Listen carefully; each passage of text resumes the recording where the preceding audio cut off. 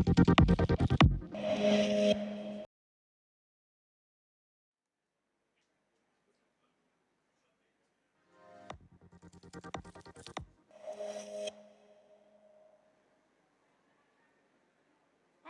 everyone, and welcome to the Employers stage at Talent for Tech.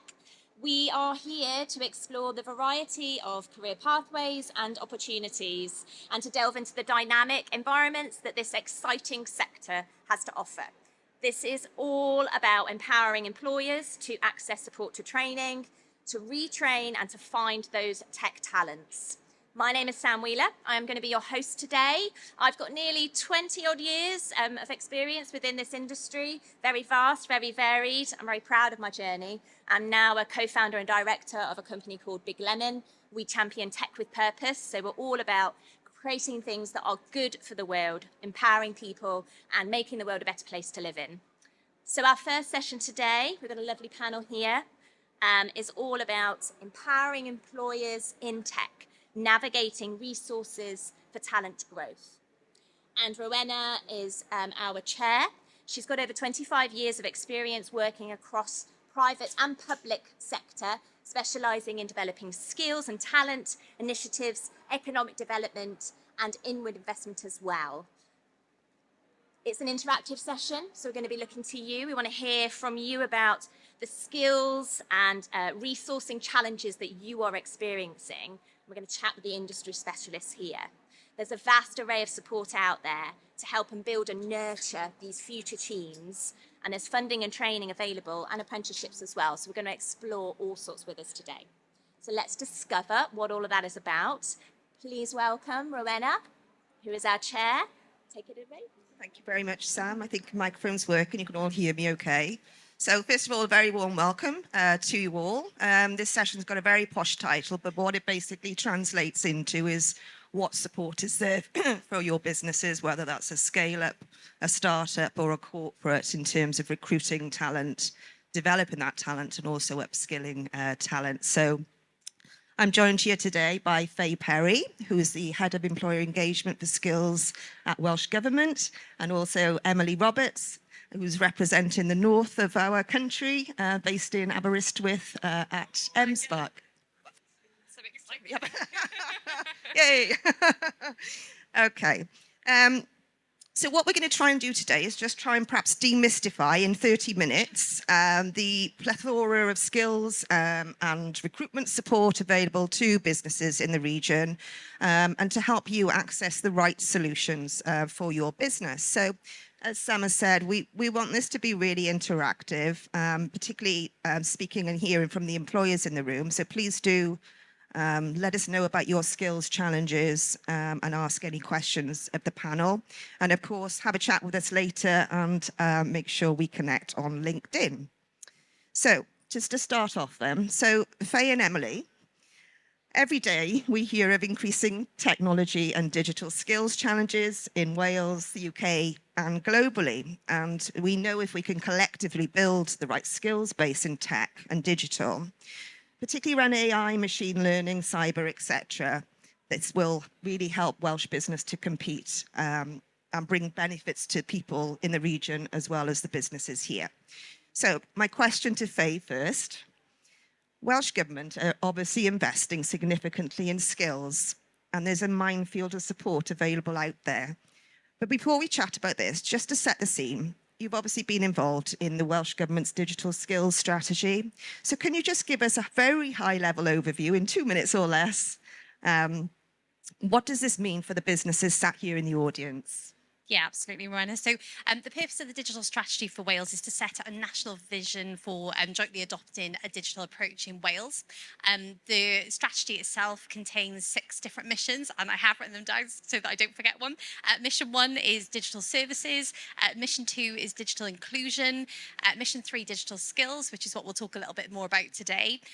Mission 4, digital economy. Mission 5, digital connectivity. And Mission 6 is data and collaboration.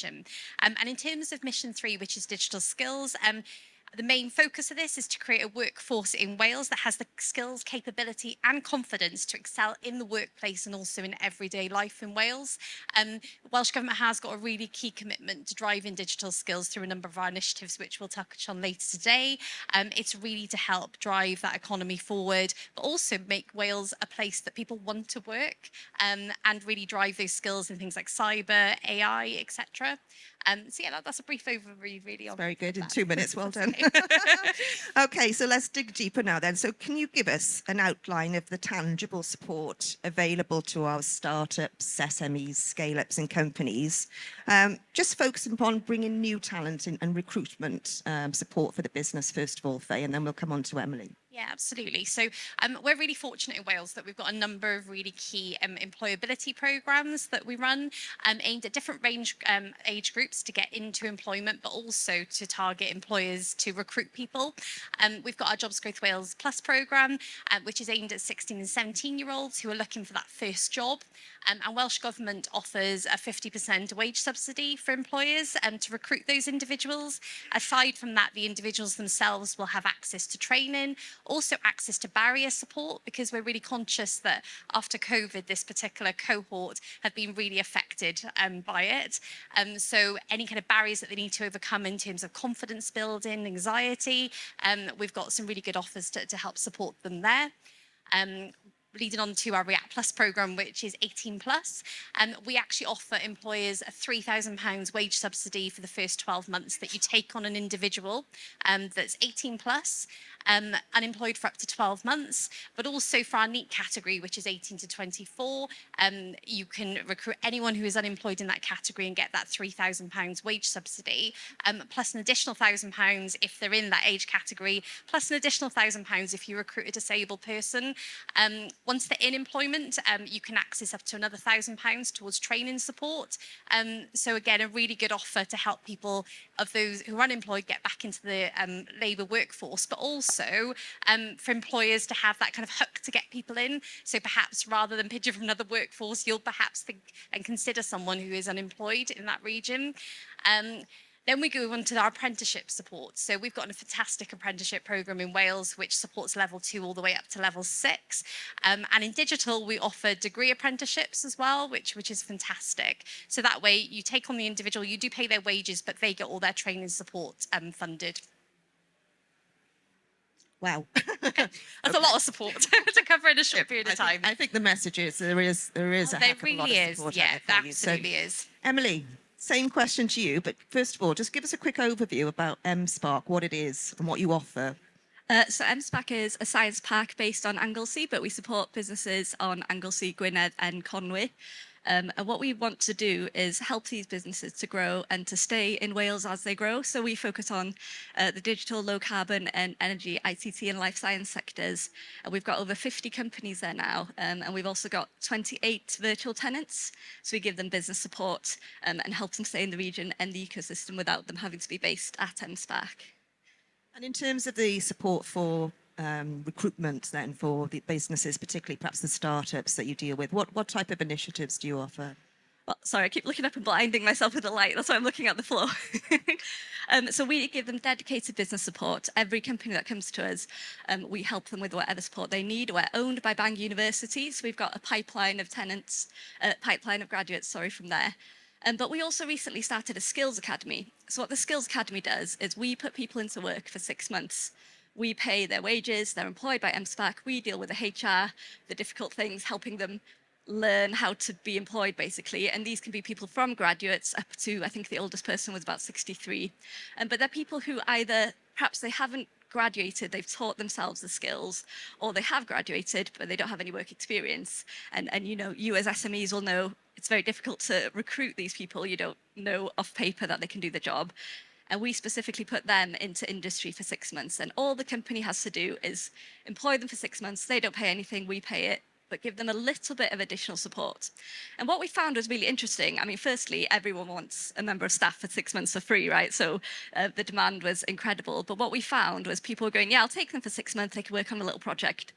Thank you for that. And we'll let them go.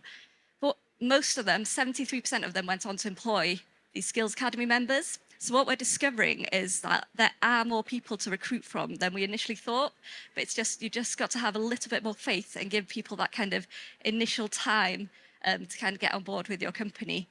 So that's been really, really interesting, and that's helped so many of our tenants as well to kind of take that first step. And once they've had a member of the Skills Academy, they go on to recruit a second, third member of their team because they have that faith in themselves as well that they can employ. And being an employer for the first time is scary as well.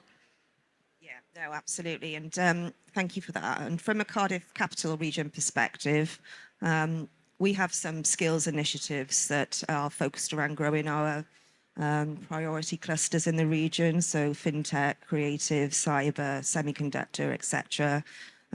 Really pleased to see Cyber Innovation Hub in the audience here. So we've just run 3 graduate boot camps for STEM grads, for example, giving them that sort of last mile training, that transition support and technical support into cyber jobs, data analytics, and digital skills. So we've got some shared prosperity funding from the Kind UK government that we're about to develop more skills interventions for businesses in the region.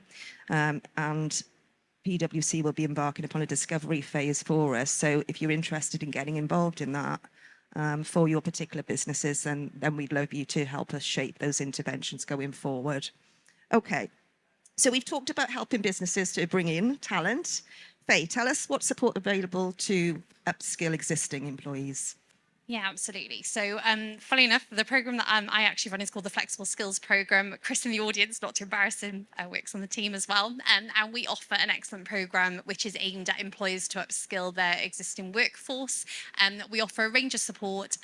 We offer 50% towards training to upskill the workforce, and we've got a partnership project aimed at advanced digital. We've also got other partnership projects such as Green Skills, Advanced Engineering Manufacturing, which is a really quick way of being able to access funding for skills support to upskill the workforce. We've got a team of dedicated senior relationship managers, Chris being one of them, who work across Wales to work with employers to develop that skills plan to upskill the workforce. So that's a really big one that we run and really aimed at that employer and the workforce to try and upskill. The other one that we offer, we've got apprenticeships, which I've mentioned already, so I won't go into too much detail about that. But that's a really key opportunity because you don't have to just recruit a new member of staff. You can offer apprenticeships to people who actually already work in your business that perhaps are showing that talent and want to develop. And as I said earlier, we go all the way up to level 6. So you can really kind of progress that individual through. Individuals themselves can access the personal learning account programme that's offered Pan Wales, and there's a digital skills strand towards that, and quite a substantial amount of funding towards digital skills in Wales. The contracts of Pan Wales, individuals can access support, which they can do around their day job. Most of the strands for the personal learning accounts program have a bit of a salary cap of around the 29,000, but that's actually been removed for digital and for also green skills as well, just because we acknowledge, one, how important those skills are in Wales, but also a lot of people perhaps are already earning beyond that bracket. So we want to make sure that we're capturing everyone in that. So I think I've covered the main programs that look at upskilling within the workforce.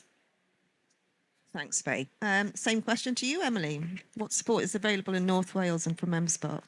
So we tend to do a lot of workshops and kind of bringing our tenants and external companies together to kind of learn from each other. So we do workshops focused on ECNI, which is energy and digital, our digital team, and help people upskill. And we try and focus on current topics that they'll need to know more about and really get them working together. What we found was we had a pot of funding to specifically upskill people that they were allowed to spend on kind of formal upskilling, and no one spent it. No one, I don't know if it was time or what, but we really found it difficult to get people to take money to go and upskill themselves and pay to go on a course and so on. But what we found is if we do it a bit more exciting, if it's over lunchtime, if they come down and talk to us, and perhaps it feels a little bit less scary. I mean, if you've been out of education for years, there's nothing more scary than being told that you've got to learn something new. So we kind of get them down and talking to us and sharing skills. And perhaps sometimes that's when they see that they're missing a bit of information, and that kind of pushes them to go and learn as well. The only thing that we formally do is teach them Welsh, actually. People will come to formal Welsh lessons and take a few hours out of their day every week to come to those, which is really important in our ecosystem. So that's an interesting one. Thank you. So final question to you both now before we're going to throw it open to the audience. So unless you're fully embroiled in the world of skills, as we are, it's a world of confusion, I think, for businesses to know where to go, what to access, what options they have, and the funding available, etc. So, Faye, how do businesses find out about the support available? What's your advice and call to action for the businesses here today? Absolutely. I think, there is a lot of support out there. It is a minefield to navigate throughout. Our business skills website, the Gateway, that's the first protocol I would say for anyone looking for skills support. All of the support that we offer is outlined on that website. But also my team directly can help you navigate that support too. So feel free to come and speak to myself or Chris at the end of the session if you want to know a little bit more. But as I said, most of it's on the Business Skills Gateway, I would say, for employers. Definitely the first port of call. You can also phone up Business Wales to get some advice too. Thank you. Emily? So we've got 2 dedicated business support officers at M-SParc, so all our tenants can come to speak to us for the advice they need. We'll point them to Business Wales as well, who we support. We've got an enterprise hub on site, and we've also got specific support for businesses in Gwynedd at the moment that comes with grant funding. So any businesses in Gwynedd, come and say hello to us. But I think the key thing is, to any business is what we've been taught since childhood, which is if you need help, just ask. And people still find that so difficult to do. More often than not, I'm in the lunch queue and a tenant behind me will say, oh, do you know what? We've been having difficulty with this.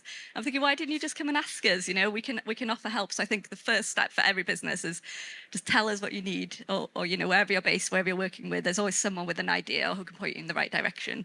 So that's the most important thing, I think. Shout out what you're looking for, and there's always someone to help.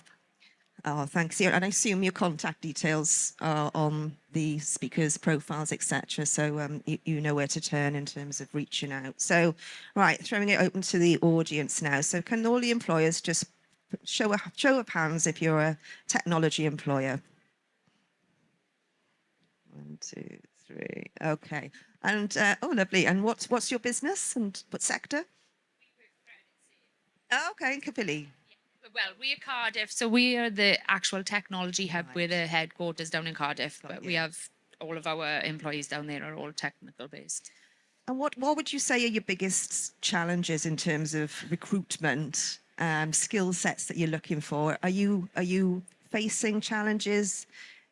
Has any of this support resonated with you in terms of, all right, okay, that might be something of interest to look into? Yeah, definitely. We come up against variety of different problems, whether that's skills shortage, we're looking for developers, etc. as well. So a lot of the grads don't have any work experience that our managers want to have, so any extra support with that could be great and bringing them in. So we've actually got one of our employees in a digital apprenticeship at the moment. So one lady's just finishing, another one's just starting, isn't she? So would any support with that type of thing. So that's the type of thing that I'm taking from here.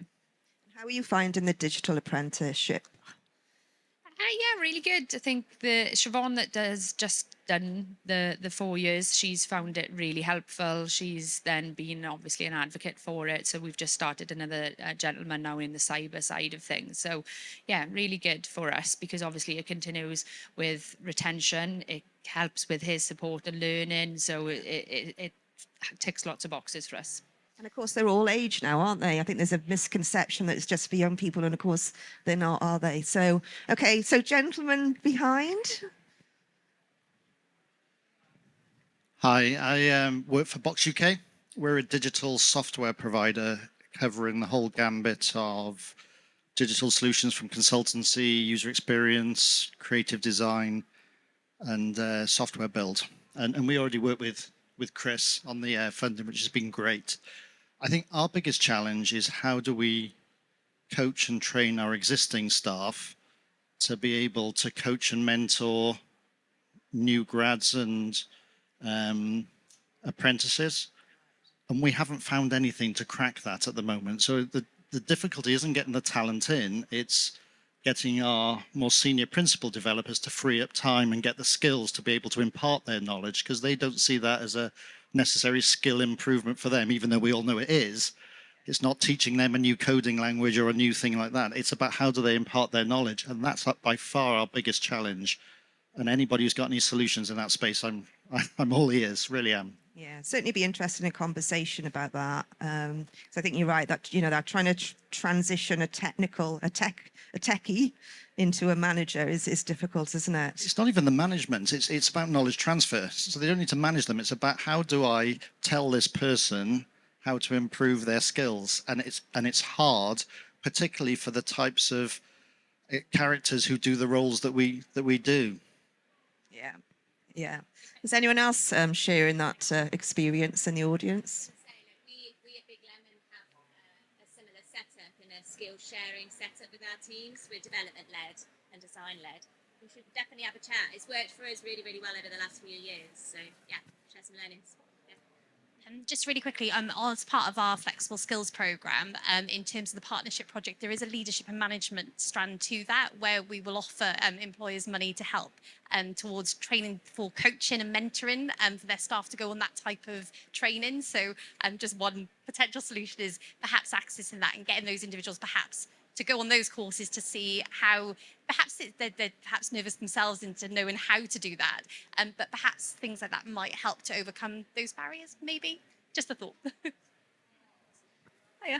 So I was just thinking about what you said at the front as well about employing graduates. When you do employ someone, you do have 6 months probation period. So that can kind of act in a way like the skills academy that we have. If you know within 6 months you have to give a little bit of additional support to this person and then they can do their work. It makes it a bit easier to employ grads if you know that you're just giving them additional support for a specific moment of time. And then if it doesn't work out, you can take next steps. That makes people feel a bit better as well, because sometimes you think, oh, I'm employing this person for a 3-year contract and I'm stuck with them for 3 years. That's not necessarily true if they can't do the work, but it also makes it easier for you to employ people that you may not necessarily have thought to employ.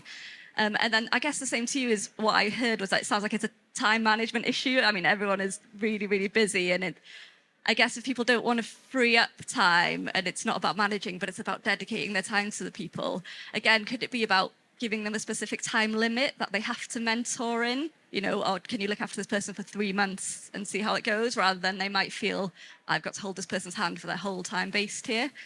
Because that's what we found is with the Skills Academy, people have a kind of end date in mind and that they feel the support they're giving is only for a short amount of time. They will give extra support for that time because it feels like a short-term task, and then it gives long-term results. So I don't know if that's helpful, but from our experience, it has been. Thanks, Emily. Okay, where are the other employers in the audience? Hello. Hi there. So we have a fintech builder studio, so technology, user experience design, product design.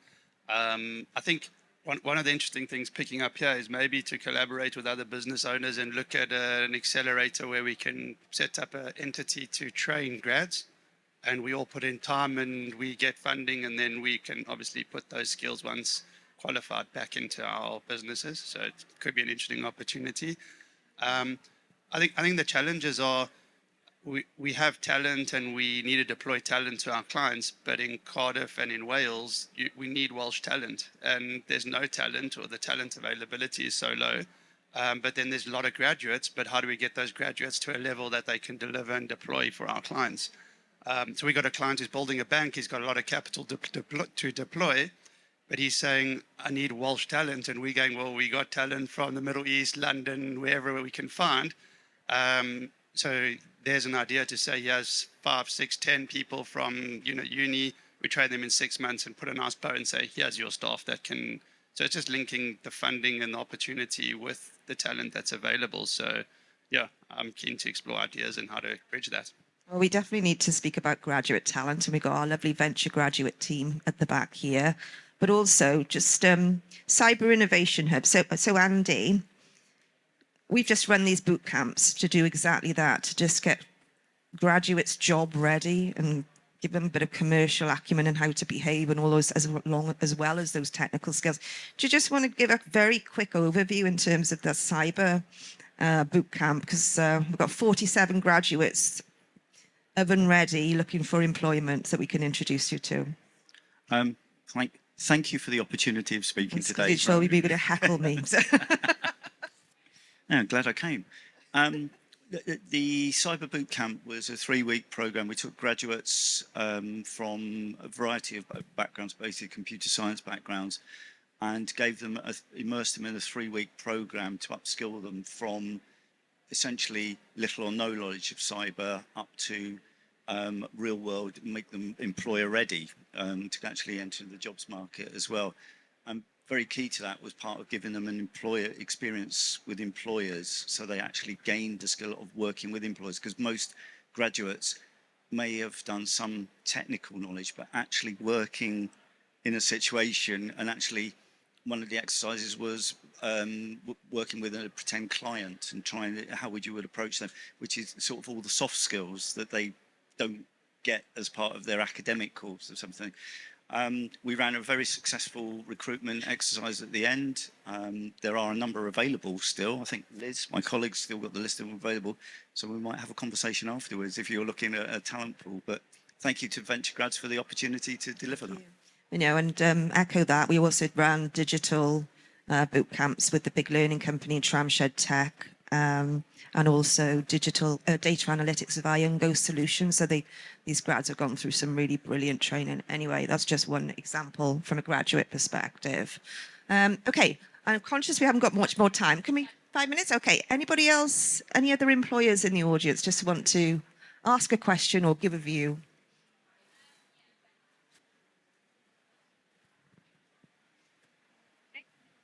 Hello, I'm from Welsh Water. I suppose one of the difficulties we have, especially within the tech side of things, is I suppose getting that brand awareness that we do cover the sort of tech perspective as well. So, I mean, in terms of our apprenticeship and graduate programs, we do get a lot of applications, but I think from the tech perspective is increasing our brand awareness as a tech employer and how we go about that, seeing all these amazing companies today with you know, amazing sort of demos of what they got to offer. But I think it's trying to make ourselves look a bit exciting and innovative. That's probably the issue that we're experiencing at the moment. Yeah, that's interesting, isn't it? And I think that's a common problem for the public sector, isn't it? So, yeah, interesting. Okay, let's have a chat. One last question then. Anybody got a burning? Come on. So what we found from the Skills Academy, you're saying about the tech sector, is often we find grads from the tech sector who have no idea what jobs exist. They're really excited to be developers maybe, but when you ask them a bit more, you find out that's not actually the role they're talking about. They have no idea.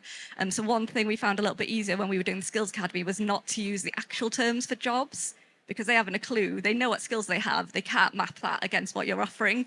So we've sort of made up a lot of job titles just to be a lot more descriptive, and also make sure that when we're saying a description of what the job is, it's in really layman's terms, because you do have really, really skilled people who can do the job, but they'll look at the title and be like, that's not me, because they just don't have that awareness yet. So I think there's something to be said about, you know, exciting techie speak and giving a cool title, but sometimes you've got to strip it back and just say what it is. And you will find you do get more of the skilled people. You don't get the people who don't know what it is. You get the people who can do it, but you've got to map it out. So I don't know if that helps, but that helped us a lot, is really spelling it out for people. Yeah. Oh, that's a really good point, actually, Emily, and particularly for females, I think, into tech. We know there's a challenge there that, again, we'll be looking into. So all help and, you know, engagement with employers welcome there. I think our time is up, or do we have one last question? No? Scratching your nose, were you? Okay. Oh, I knew you would. All right. Just one last comment or question from Andy. Well, it's just following on from what Welsh Water said. Anecdotally, talking to the graduates on the boot camp, Welsh Water's a water company. They do pipes and water. They don't do technology. And it's that perception in their mind. And we need to work as a piece of work with employers to break down that barrier, that just because you're in a particular sector doesn't mean to say that you're exclusively you're basically, the graduates will think Welsh Water, they're plumbers, essentially. That's what they're thinking. There's no technology involved. And it's breaking down and trying to get young people to see the commonality across the whole digital sector and across the other sectors of the economy. Yeah, no, bang on, Andy. And the good news is, just to finish off, so we are all working collaboratively together more than ever now to try and combat some of the challenges in the region. But as I said, please feel free to speak to us after the session or connect with us on LinkedIn. Always happy to talk anything skills and talent. Yeah, no, just thanks all for coming along today. One thing just to mention as well that I forgot to mention, Working Wales is the other really key resource that to consider. So they give careers advice and guidance to people in schools, but also those who are unemployed and graduates as well. So they're a really key resource if you're looking to recruit, because they will have a participant database of individuals who are looking for work. Perfect. And then we've got a stall just down there. We're here all day, so if you do want to continue the conversation, if you've got any ideas to bring to the table, please come and see me, and we'll have a further chat. Lovely. Thank you very much. That's great. Yeah, lots of really interesting topics. We'll capture a lot of it and hopefully continue the conversation elsewhere. Thank you guys for coming and chatting and sharing your insights and your journeys as well. Our next session is going to be at 10:30, so a little bit of a break.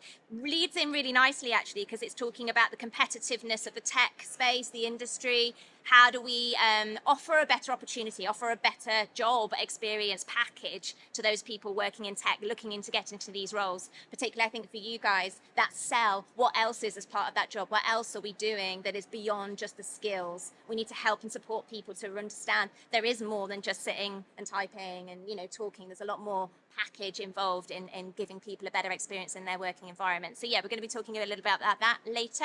So hopefully you can join us then. Stay around, have a little chat if you want to amongst yourselves. Come and chat to us as well. We'll be here for a while. Thank you very much.